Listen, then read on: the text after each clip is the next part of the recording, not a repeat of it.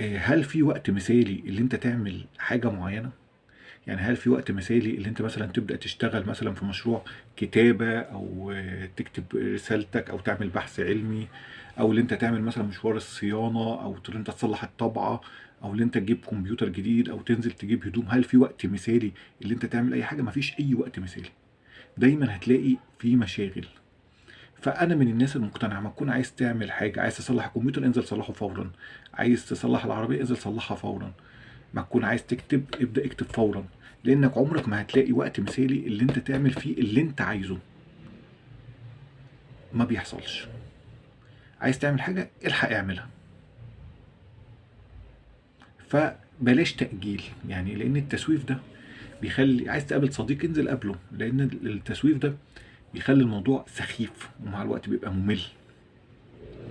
فنصيحتي ليك، ما تكون عايز تعمل حاجة او عايز عندك مشوار مؤجل وعندك شغل مؤجل، انزل اعمله، لانك مش هتلاقي الوقت المثالي اللي انت تبدأ فيه.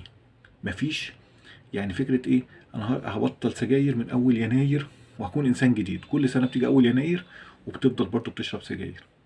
عايز تلعب جيم، هتقعد كل سنة تقول مش هبدأ من يناير؟ لا، مش هتبدأ. عايز تبطل قهوة، او مش هتبطل طالما انت دايما بتقول ايه هبدأ رجيم من بكرة، وده ناس كتير يعني انا عارفهم. تبدأ رجيم من بكرة، مش هتبدأ. مفيش وقت مثالي اللي انت تبدأ اي حاجة في حياتك غير دلوقتي.